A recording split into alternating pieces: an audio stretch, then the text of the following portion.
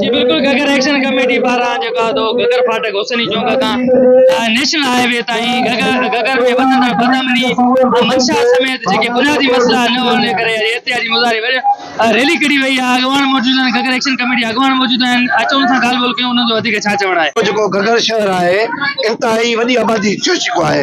उन खां पोइ तव्हांखे ख़बर आहे 36 किलोमीटर जी जेका पाणी जी लाइन आई उहा किथे हली वई ऐं उन खां पोइ 5 सालनि खां गगर जे माण्हुनि खे पाणी कोन पियो मिले ऐं बदअमनी तव्हांजे साम्हूं आहे।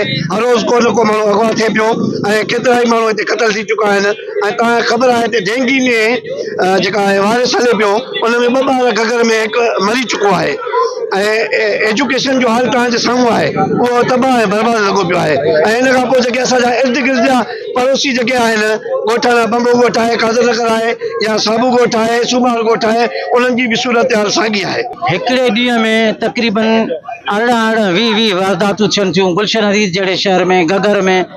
ऐं ॿियो गगर जे लाइ आम इशू जेको दोस्तनि तव्हांजे अॻियां रखियो आहे पाणी बिजली, उन खां अलावा रोज़गार हिते वॾो मसइलो आहे।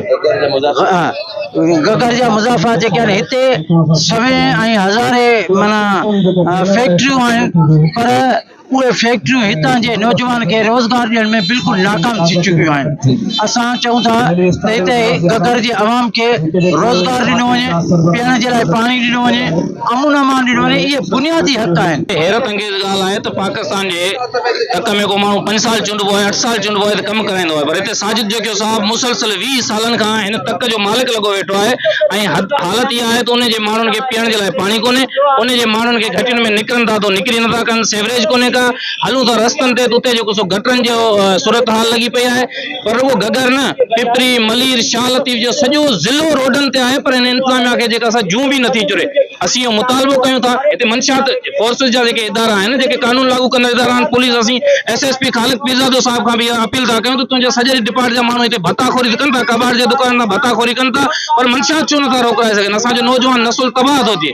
हितां जा जेके 8 सालनि जा ॿार आहिनि, 10 सालनि जा ॿार आहिनि, उहे सॼो ॾींहुं गलियुनि में जेका आहे उहा आइस पीअनि था। मंशियात जेका आहे उहा माना बग़ैर के परेशानी जे हले थी, उतां वॾी गोरी रिश्वत वठे थी पुलिस। तंहिं करे असीं SSP खां इहो मुतालबो कयूं था त पंहिंजे फोर्सनि ते जेको ध्यानु ॾियो, हिन नौजवान नस्ल खे बचायो ऐं चूंडियल MP खां बि इहो मुतालबो कयूं था त पंहिंजे माण्हुनि जी मालिकी कयो। पूरे मुल्क में मसाइल है, हर तरफ गंदगी फैली हुई है, कोई सहूलियात नहीं है, न तालीम है, न सेहत है, न पानी है। यहाँ पर गगर में पानी और बिजली की काफ़ी मसाइल है, तालीम की भी काफ़ी मसाइल है। यहाँ पर आज गगर के अवाम निकले हैं अपने हुकूक के लिए। यहाँ के हम जो नुमाइंदे हैं UC चेयरमैन, हम उससे मुतालबा करते हैं कि खुदारा यहाँ के अवाम को आप बुनियादी सहूलियात फराहम करें। असां जो वाक़ा करणु मुंहं से ॿुधण खां बरोच जो असांजो कमु आहे माण्हुनि जा आवाज़ आला इदारनि ते पहुचाइणु। ज़ुल्म सरासर बजट भी आहे, पैसो भी आहे। MLA खे 1 अरब रुपयो सालाना बजट मिले थी पई, MP खे 50 करोड़ मिले थो पियो, असांजे टाउन जे चेयरमैन खे 4 अरब रुपया सालाना बजट मिली आहे।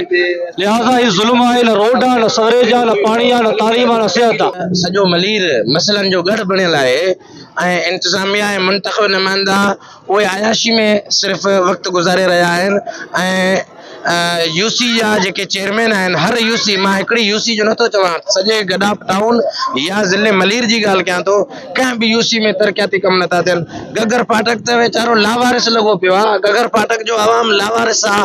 गगर फाटक खे त सज़ा हले छाजी मिले थी ख़बर न आहे। तंहिंजे करे असां इहो चवंदा त UCनि जा चेयरमैन इन्हनि खे अगरि तरक़ियाती कमनि जे लाइ बजट नथा मिलनि था त ख़र्च कनि ऐं गसब न कनि, आवाम जो हक़ गसब न कनि।